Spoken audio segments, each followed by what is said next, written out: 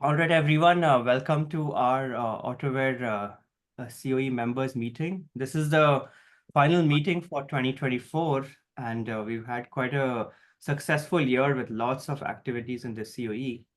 Uh, we have new members today and also updates on the Autoware workshops, tutorials that will be happening in 2025.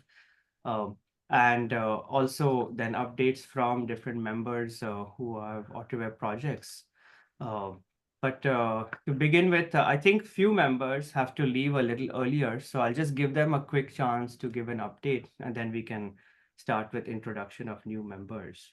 So Venkat, you said you have uh, Yeah, um, exam an taking place. exam to host today, so maybe you can give us a quick update before you drop off. Yeah, absolutely. So I put in a link into the chat. This is sort of Autoware adjacent in that this relates to the F110 uh, slash RoboRacer ecosystem. Um, I think there are we've in the past looked at one-ton scale vehicles as an opportunity to now connect Autoware to a larger community of users because the one-ton scale vehicles now require fewer, um, lesser investment in from infrastructure investment as well as time investment, and can be used by a larger number of students. So a continuation of that sort of theme is a virtual simulation for the one-ton scale vehicles that was developed in the Autodrive uh, ecosystem.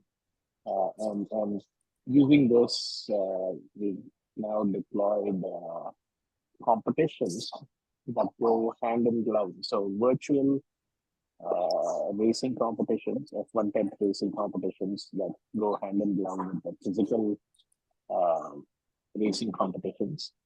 Uh, the first one was deployed in IROS 2024 and had about 50 odd teams participate.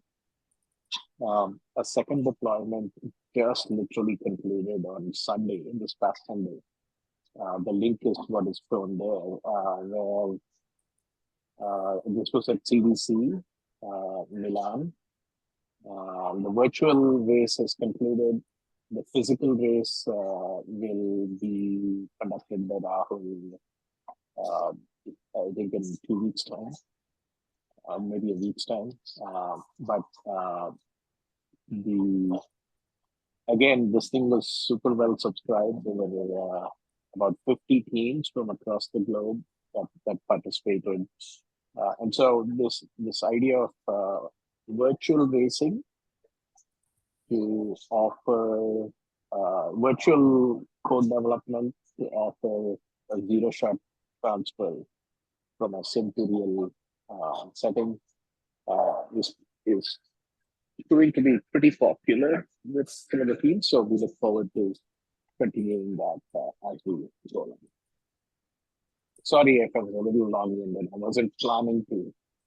No, Uh, no, that's great. I think having Autoware enabled uh, like these training vehicle platforms is really great, and the physical competitions didn't even come halfway as many teams that are participating here, and it is a really a great way to for us to spread Autoware awareness and for the usage across the globe. Uh, Thanks a lot, Venkat. This is really, of course, yeah. yeah, great. And I would also like to introduce Hormoz Marzbani. And Hormoz, if you would like to introduce your work and yourself, that will be great. Welcome to the Autoware COE. Oh, thanks. Yes, as mentioned, I'm Hormuz Marazbani. I'm an associate professor in the School of Engineering in RMIT University down under in Melbourne, Australia. Uh, and yeah, uh, uh, I'm not sure, Rahul, if you mentioned I have 8 to 10 minutes for presentation. Yeah, Is yeah, this the sure. time? Yes, yes, this is All right, so let good me time. see if I can share my screen with you.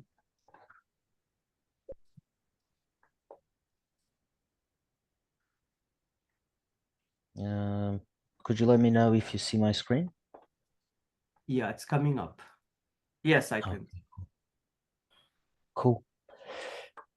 So, yes, as you can see from the date, I live in the future basically. It's tomorrow here.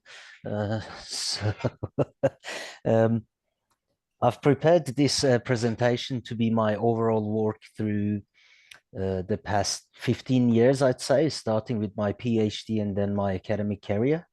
So I'm going to introduce myself a bit and talk about the foundational research that I've done, and then the validation and simulation, and a couple of or three different applications that I've already used this technique for. So I'll be talking about my PhD and then how I basically developed that further through some real world applications basically today. So my during my PhD, I developed an algorithm which I called the auto driver algorithm. The algorithm basically works the forces from the tire all the way up to find. So the algorithm is heavily based on vehicle dynamics, which is my major field of study basically at the time.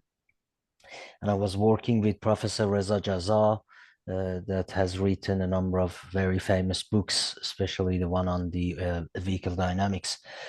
So the key point of the auto driver algorithm is that it basically uses a mathematically defined road geometry, and relies on the dynamics of the vehicle and the characteristics of the vehicle in order to control the car and keep it on the track, basically on the road, without needing for any vision cameras, basically, because well, the vision cameras might be the source of that mathematical road to start with, but that is where my algorithm basically starts working in. So the way that this works is that it might be a bit slow because of some of these videos that I've included here. So basically the algorithm finds out the center of curvature of the road and tries to find suitable dynamically changing steering angles to make sure that the car stays on the road. So here, for example, we got an A-figure road, and this is the center of the curvature of the road that is calculated. And then we make sure the radius of turning of the vehicle would be adjusted accordingly. Uh, and then using those calculations, basically the dynamic steering angles are calculated at all time. Using what I just mentioned is mostly based on the steady state responses of vehicle dynamics equations, which I've proved in my thesis that works quite close to the dynamic responses of the vehicle. And hence I started using that. I've generated the design chart that you can see, very small, but all of these are basically published in various journal articles, which I can provide to you later on. But we calculate kinematic angles, which are much closer to the dynamic responses of the vehicle, as opposed to what has been used in the literature before, and use that with a sliding mode controller to control the lateral direction motion of a vehicle, basically. So then I did a collaboration with the Waterloo University because of the micro auto box they had at the time. And I did a hardware in the loop testing, basically with a car ECU in the loop.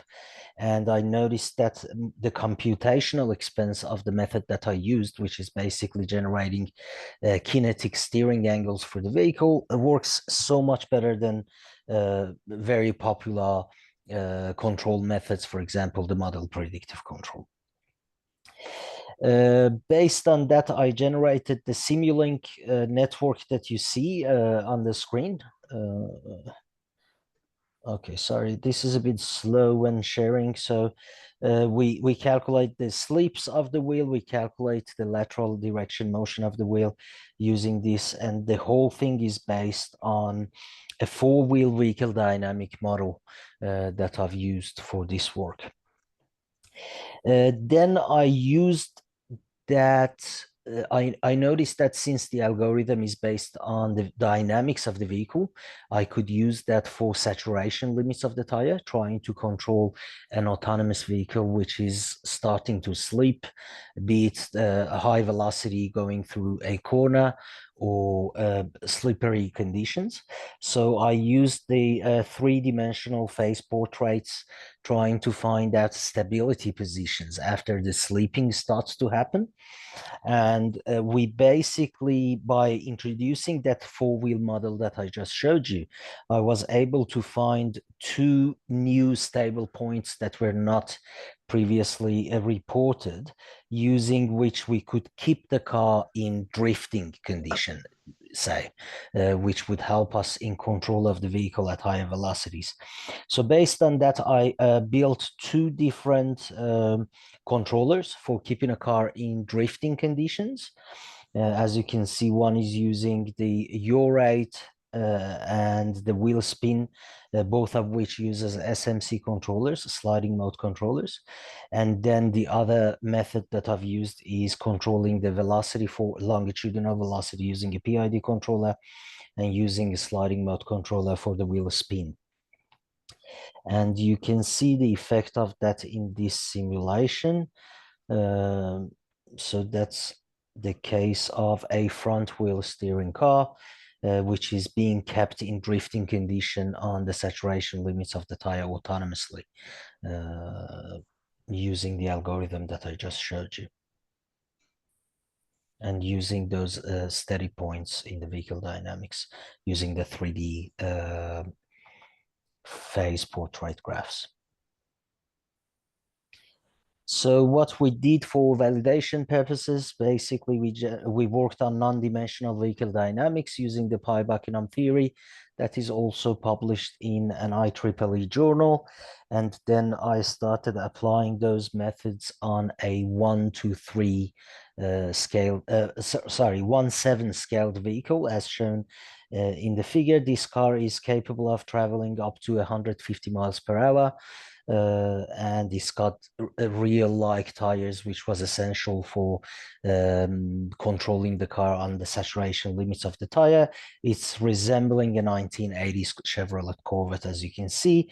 And here you can see the test in RMIT campus, controlling the car at higher velocities, which causes sleeping of the tires. So we reach saturation, but the algorithm is still capable of controlling the car on a circle. And later on, we also started adding LiDAR and the likes of that to add obstacle avoidance to this system. But then I started working on a project using the method that you saw, which is basically focusing on minimization of motion sickness in autonomous vehicles, something that is not, I think, enough touched on, but is something that we have to understand that will happen. Most of the scenarios that we emphasize for autonomous vehicles basically cause motion sickness. So we basically designed a worst case scenario road in this case.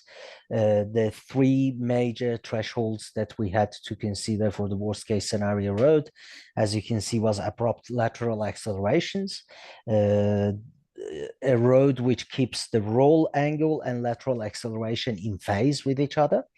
And also we noticed that on at high magnitudes of at low frequencies, we get that motion sickness more. So we decided to design the cost function to reduce the motion sickness using what you see, for example, the RMS value for the fast Fourier transform spectrum of steering angles, what we call the MSDV motion sickness dosage value, as well as the RMS value of the lateral path tracking error, and also what we call the motion sickness index. Using all of those and using neural networks and support vector classification, we basically calculated the weights as well through multiple regressions. And as you can see, the sum of all those factors generates the cost function. In this case, again, all of these are published in IEEE ITS journal, and I can make it available to you upon request. Then I took that further. I worked on another project. This is a collaboration with English University of Technology and the Charisma Center for Automotive Safety, during which we basically focused on designing a fault-tolerant controller for autonomous vehicles. So this focuses on a combination of 10,000 failures in actuators and sensors, and we have run 300 to 400,000 simulations, one of which I show you here. We decided to only focus on a vehicle traveling at 130 kilometers per hour autonomously and at a T-junction, as you can see. Obviously, this is a time to crash of greater than 3 seconds that we have calculated and simulated on the IPG car maker. Again, for validation purposes, following the previous work that I have done on the scale.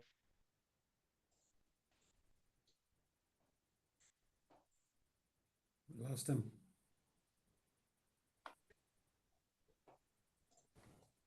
Okay, I think you lost me there for a second. Apologies, I share my screen again. That's the problem of living in an island very far from the rest of the world. So. So as you can see, this time I started from scratch, making sure that we have a four-wheel independent traction and steering system in this case. Used the micro auto box in this case for more hardware in the loop simulations as well. As you can see, extra masses can be added and taken away based on the type of vehicle that you're trying to resemble using these tests. And that is one lane change maneuver that you see, and that's my PhD student over there behind the tent. So this was again used for taking the car to the saturation limits of the tire in order to avoid a crash on a T-junction, basically. Then the last thing I'm going to talk about is another project that I'm working on at the moment. Again, this is in collaboration with the University of Ingolstadt and the Charisma Center for Safety in Ingolstadt, which is 30 minutes away from Munich in Germany. We are working on extended perception. We have a Renault Twizy, which we've turned autonomous using mostly Autoware Foundation equipment, and the autonomous software that we're using in this case is Autoware Foundation as well, the driving stack. And as you can see, this is basically on extending the perception for autonomous vehicles using infrastructure. You can see the result of a actual deployment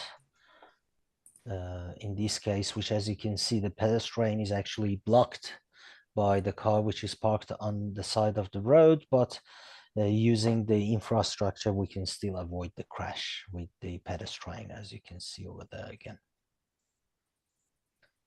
The last two projects I mentioned are in the ending phases of them. These are a part of a European Horizon Europe project, which is called Aware to All. I'm on the scientific board of that project as well, and working with 2 PhD students on those projects. I hope that gives you a brief of the type of work that I basically do, which is mostly vehicle dynamics based autonomous vehicle. And yeah, that's all. Thank you so much, Hormuz. If anyone has questions, please feel free to ask Hormuz. But I think this is a very good complement to using Autoware, and I think as we will also be, sorry, we'll also be having several conferences, I think, coming to Australia in Beautiful. 2025, 26. And it'll be great to have more face-to-face participation. But I Of think with course, that would be great. yeah, I think with the use of, so which university is this that you mentioned in Germany? Ingolstadt University of Technology. Okay, great. If anyone has any questions for Hormoz, please ask. Yeah, Raul. First of all, I mean that was amazing, Hormoz. It's just great to see that kind of work. And Raul, the drifting that he's doing on the scale vehicle, that is so future of what a robo racer. I want to get out of. We're to get out of using F1, right? Yeah, And yeah, yeah. The okay, but Formula One guys will come and get us. Yeah. right, right. But that, safer speeds, more challenging. That is just brilliant. We should talk to the Pogen about that, and it's Yeah. awesome. And then also, Harmo's a question for you. I mean, given that you have such natural opportunities down there, have you played around with off road yet? Drifting and so on and so forth, in off road unstructured environments.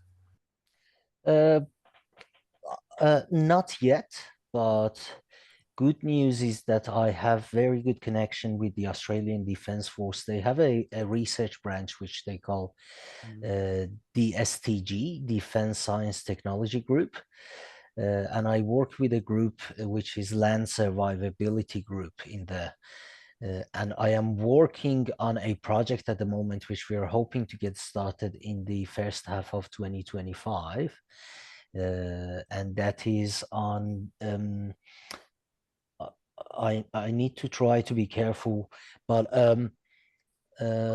it's something they call point of entry. So one of the things that have been noticed as shortcomings of the Australian Defence Force is basically 50 meters inside water, 50 meters inside land, that area, which is known as a point of entry, for which we are working on a technology demonstrator, which is an all-terrain vehicle turned electrified, basically. And the part that would focus on autonomy would be my job to take care of. And I'm hoping to learn a bit more within that project about unstructured locations, especially with the auto driver algorithm, since it basically starts the work using the mathematical defined broad geometry. I think that can be very well applied in that scenario as well, but yet to be seen. Cool. Thank you very much, Hormoz. I agree with David. There are lots of different. I will also have follow-ups with you on Sure. off-roading and scaled vehicle, and then the use of Autoware in these experimental platforms. Sure. So, so Alex will introduce Professor Ito from University of Tsukuba, and also we have several members from the Capgemini team, and I would like to welcome them over here. Alex, please go ahead. Hi, hey, hello. Thank you so much. And it's my pleasure to include more people from Japan in this call. I'm very happy to introduce Professor Makoto Ito of the University of Tsukuba. Actually, the University of Tsukuba is my alma mater. I did my PhD there. So it's been a while since I don't go I don't visit the university. It would be great to visit you, Professor Ito. And also, I had a meeting, online meeting with the members of Capgemini. They're doing amazing things. So if possible, if you can divide the presentation between yourself, the Professor Ito's efforts, and also how the cooperation with Capgemini. I did this. Please decide how you can manage your presentation. Okay, thank you. Bruno-san, can I do the presentation first? Absolutely. Okay. So Thank you very much for doing this. Yeah. Sensei Ito, go ahead. Okay. So, can you see that my screen? Yes, we can see your screen. Okay. Yes. Okay. Thank you. So I would like to briefly explain about the current activity, about the collaboration between the Capgemini and the University of Tsukuba. In this activity, we have 5 faculty members, including me, and we have several students working on the collaboration. And the aim of the activity is to enhance the safety and efficiency of the road traffic in Japan. I'm actually a human factors researcher, but not the automotive engineer. But I have been working on the human factors issue in the automated driving systems. And so my research aim is more on the how people feel and how people behave against the automated driving systems and advanced driving assistance systems. But the doing just on human factors research is not enough. So based on the collaboration with the Capgemini, we would like to develop the actual systems and evaluate the from the human factors point of view. And we are doing several basic research and some business as well.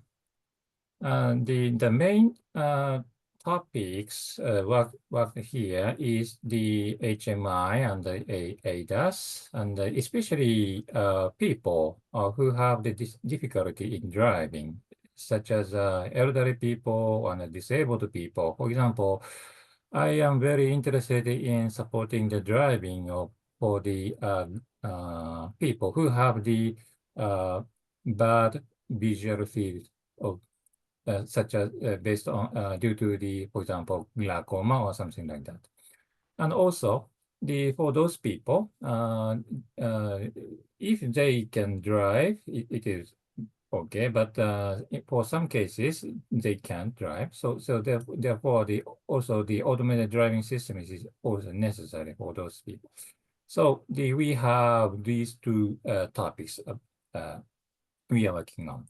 And today, I would like to speak about a bit about the interaction between the pedestrian and low-speed automated driving. Actually, in Japan, the automated driving may start from this kind of the low-speed buses. So we focus here this here. This is one thing. I have done several works about how the pedestrian behaves when interacting with the automated driving systems.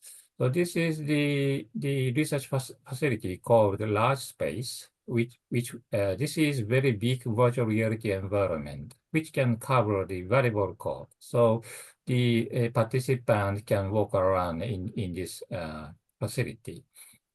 And also, in order to conduct the more realistic simulations, we need a pedestrian model. So one of my students has been developing the pedestrian model based on the so-called social force model. And also, one of my colleagues has been working on this kind of low-speed driving, automated driving systems, and this vehicle, the behavior of this vehicle can be transferred to the virtual environment. So we can conduct more realistic experiment with the real vehicle and the real human, but in a safe manner. And we are doing this kind of research, and now it's time for us. Now it's time to conduct a more realistic experiment with the real interaction between the pedestrian and automated driving. So we start from the very small device which has been provided the Capgemini. And with using this, this is a kind of mixture of the real and the virtual. The behavior of the vehicle is determined by this small vehicle, but we can put the images of the virtual of buses. So something like this. This is a toy experiment, but it is nice to see. So we are planning to expand our research to conduct more realistic automated buses. So in order to do that, we determined to use the Autoware. Therefore, we participate in this activity. That concludes my presentation. Thank you very much.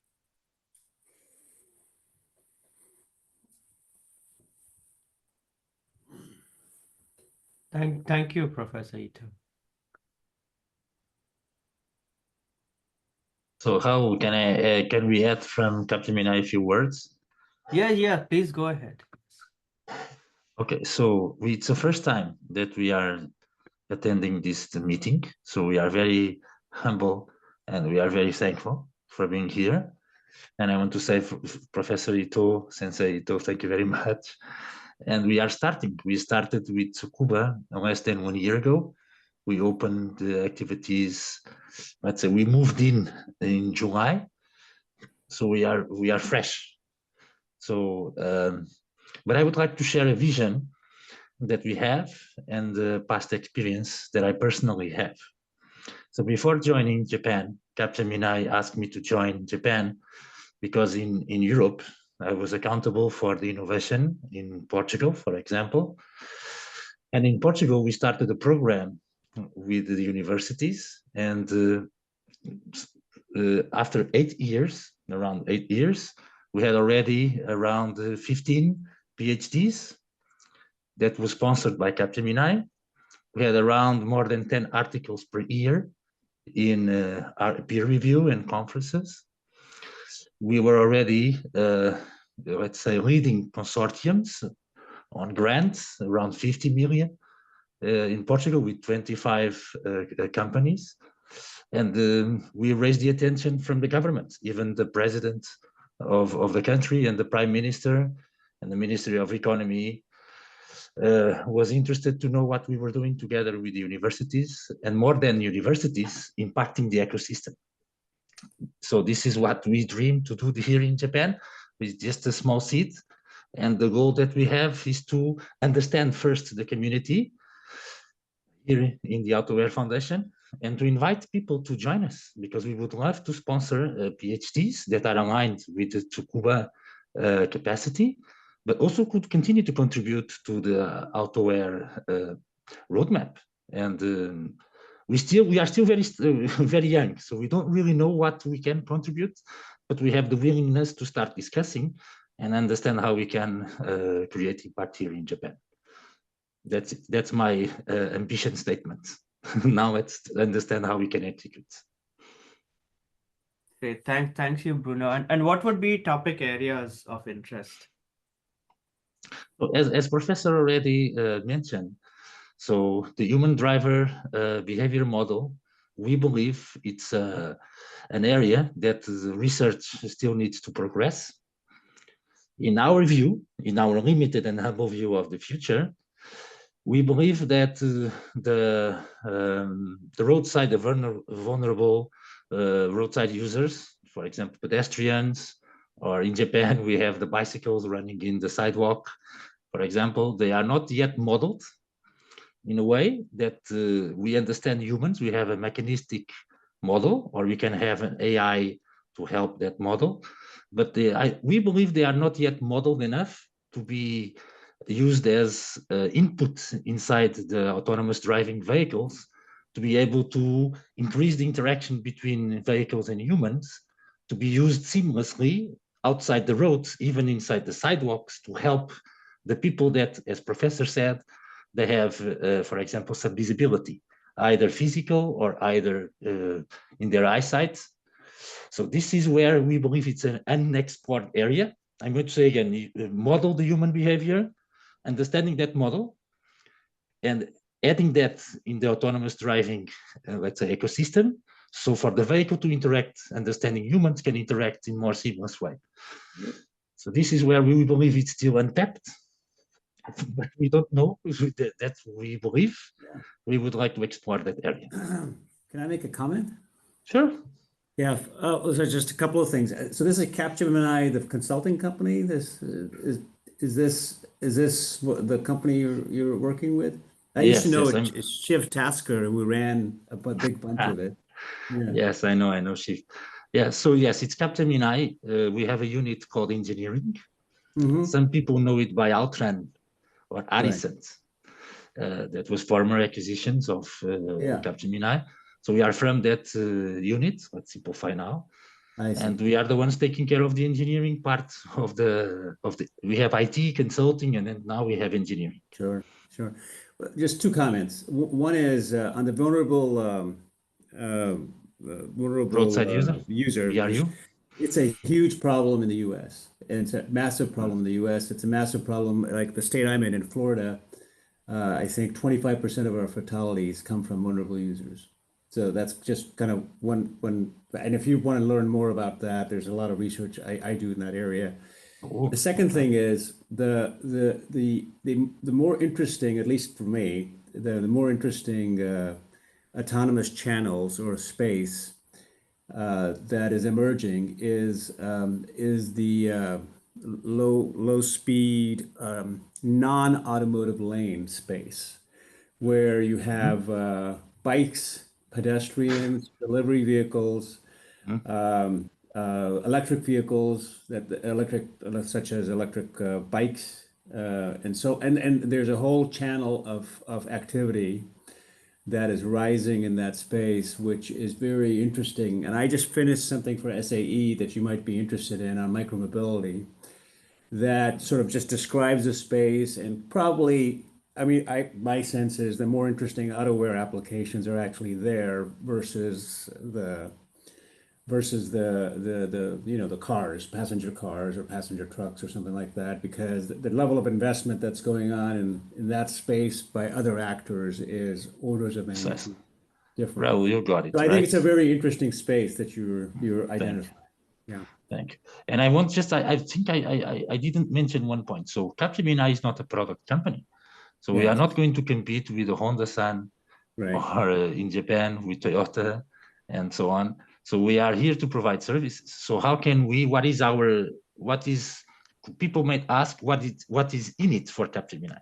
What is in it for Capgemini is that we are able to have a vision corroborated, so confirmed by the top researchers in the area, where we are not doing, but we are sponsoring. We are helping to apply the research to a specific real world use case. And by doing that, we are continuing to be on top of the technology and the knowledge, so we can help our customers, which is the Honda Sons and Toyota Sons and so on of the world, to help them to make their product. I want to be very clear.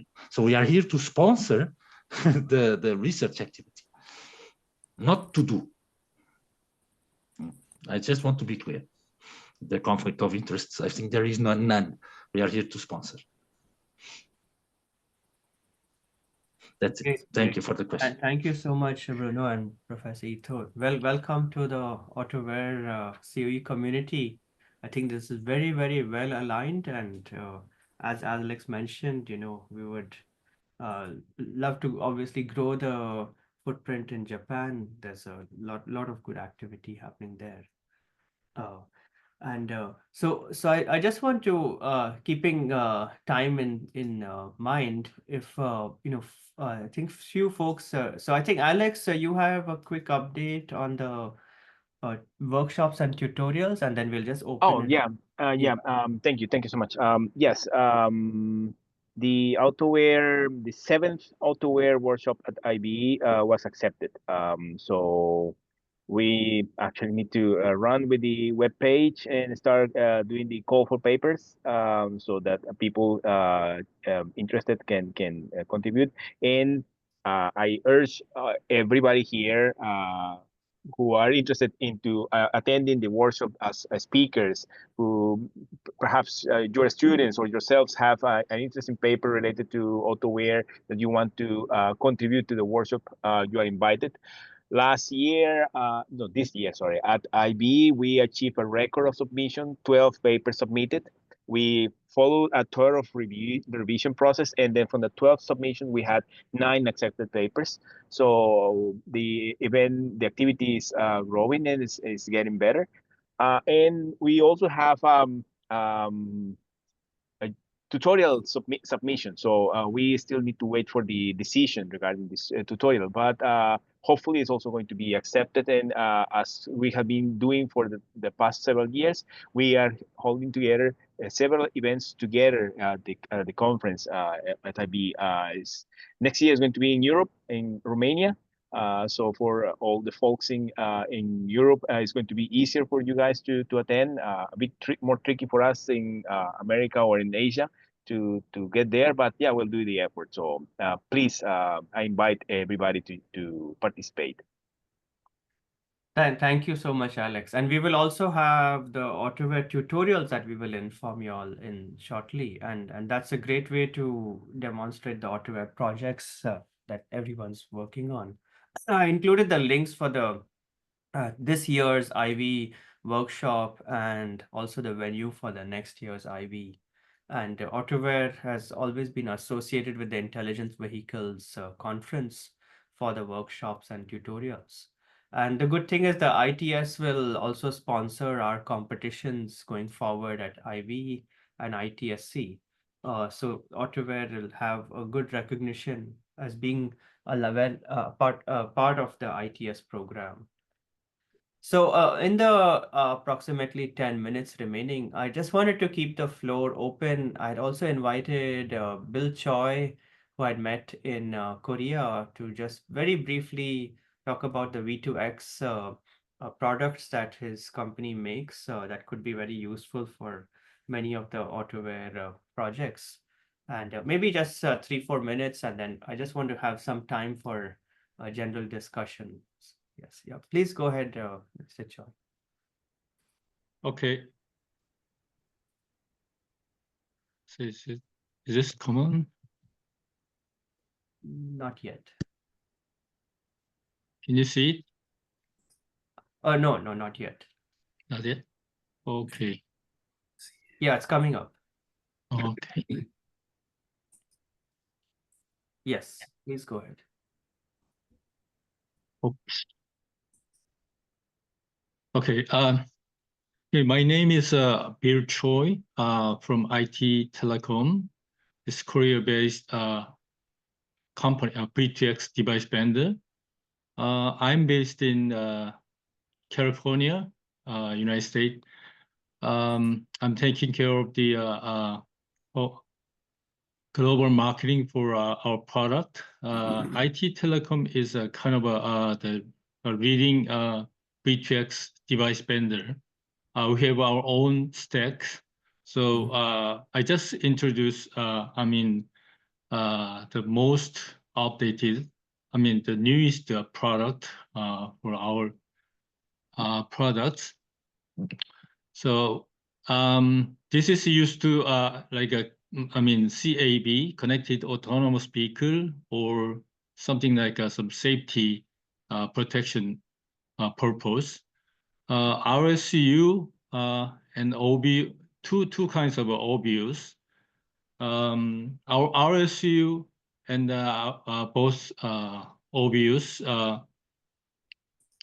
is based on Qualcomm newest chipset SA525M. It support the UU 4G and 5G, and PC5 is release 14 and 15.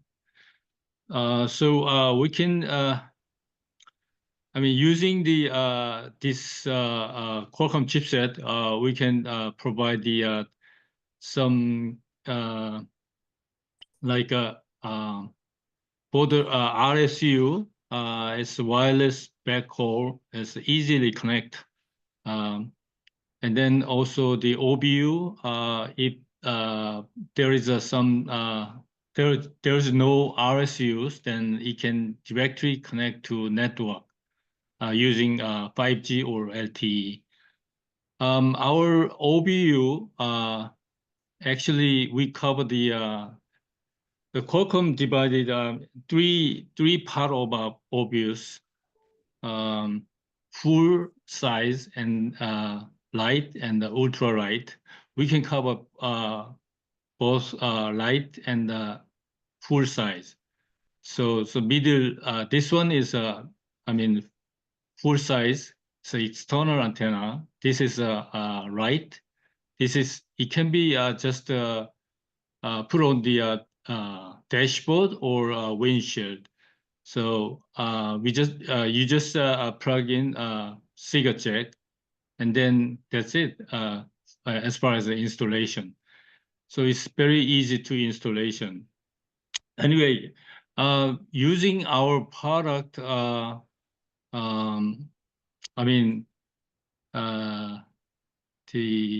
connected autonomous vehicle application, we can provide the wireless backhaul network for the RSU, and for the OBU, we can directly connect the network. So it covered the V2X whole things like a V2P and the V2I and V2N. So 4 kinds of vehicle everything.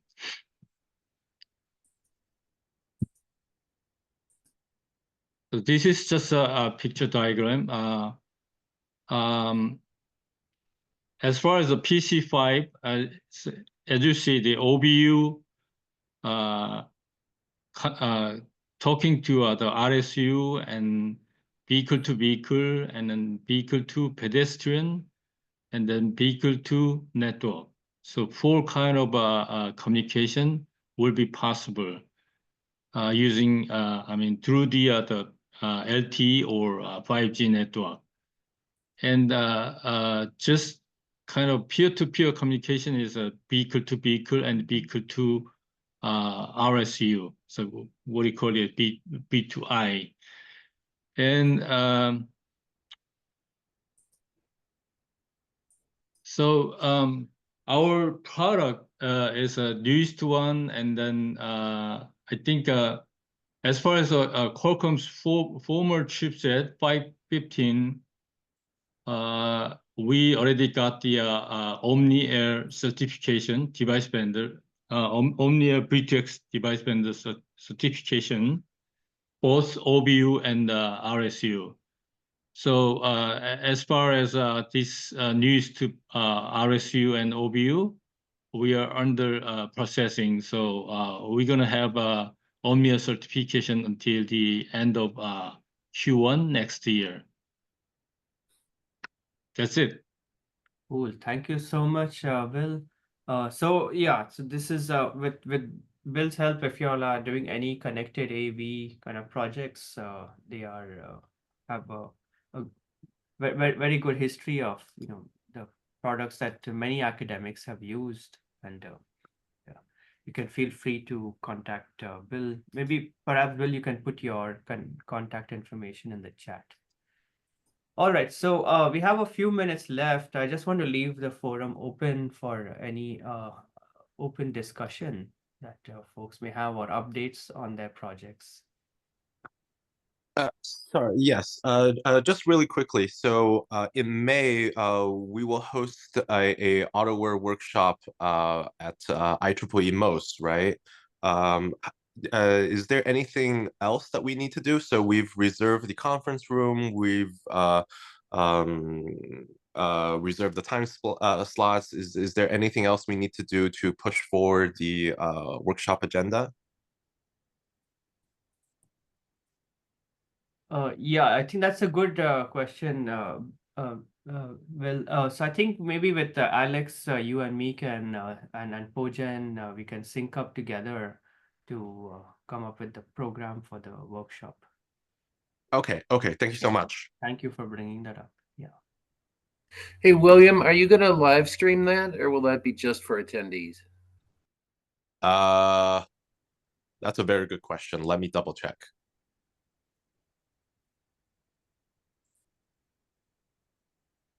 Sorry, then- Rahul. Can I jump in? Sorry, William. Go on. Sorry, go ahead. Sorry. Please. Just I also wanted to use the time and say I'm actually right after this I'm leaving for the airport to go to Dubai for an IEEE conference. So if anybody's going to be there, I would love to catch up. Which conference is this? The name is too hard. Give me a sec. I'll be Sure. back. Sure. I'll put the link in the chat. If I may abuse a couple of minutes. Yes, please go Yeah. ahead. So just let me just share my screen and go quickly into I just wanted to show. So we have been toying with yet another driving simulator as BeamNG.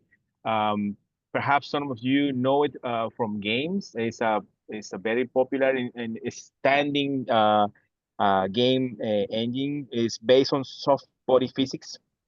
Everything is deformable. It's based actually every node is kind of represented by this icon, like nodes that are connected by springs, and everything is deformable. So it's great for several forms of simulation. So we work together with the BeamNG and make an Autoware integration.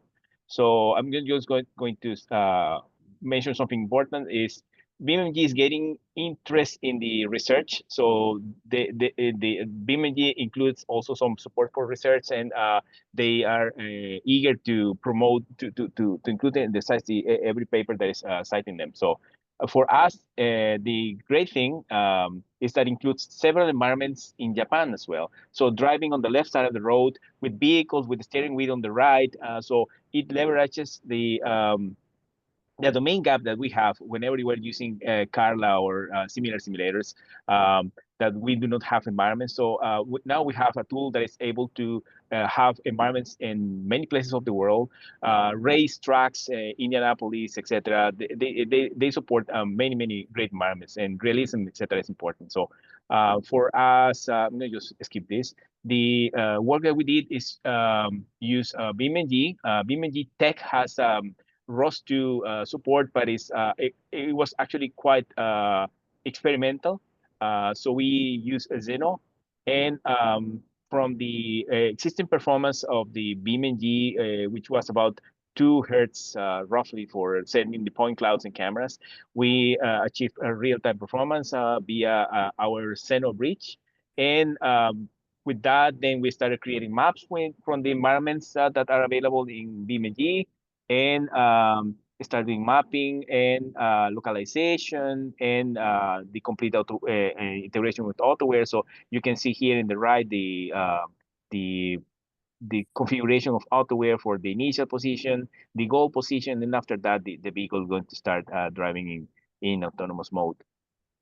So yeah, now we have another driving simulator which includes several environments. It has several maps, and BeamNG is being I think for 11 years already there. So it's very interesting the capabilities to have more environments, more areas to work, us to have more options to not to be just defined its own domain. And realism is one of the things that I mentioned. So now we can do crazy things, for example, testing Autoware in bad weather conditions. So this is just plain Autoware. Nothing is done with Autoware. The road has different friction coefficients and everything. So it's just the normal Autoware planners and everything that are working here, and nothing is being touched. So therefore, Autoware will not react correctly, which is great, which is expected. So now we have tools to improve the performance of Autoware in different conditions. So yeah, we're going to make this open very soon. Cool. Thanks a lot, Alex. This looks really cool. It does. Looks very nice. Yeah. All right. All right. So we have a minute if anyone wants to make any quick. Yeah, Rahul, Yeah. one more announcement. Yes, please go We posted a link in the chat. Autoware Foundation is currently conducting a survey.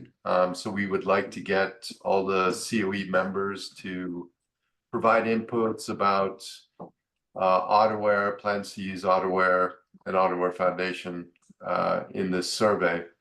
So this is valuable input for us to make improvements to Autoware Foundation and Autoware. So we value your feedback. Should take only about 10 minutes to answer the questions in the survey. Yeah, I filled it out. It's pretty quick. Thank you, CJ. And I think Samit, you had put your hand up. Yeah, it was about the survey, Raul. I pasted the link there. Yes. We're looking forward to your responses. See you guys. Thank you. Great. Thank you. All right, everyone. So if there's any other things that you would like on the next meeting agenda, please reach out to me, to Pooja, and to CJ, and we'd be happy to. There are lots more activities. We couldn't cover it in this 1 hour. For example, like one last one I want to mention with Professor Junfeng Zhao, and that we are working on NSF proposal for safe open source ecosystems, software ecosystems, and there are several other projects that are ongoing, and we will schedule that in the next year's update to kick off the new year.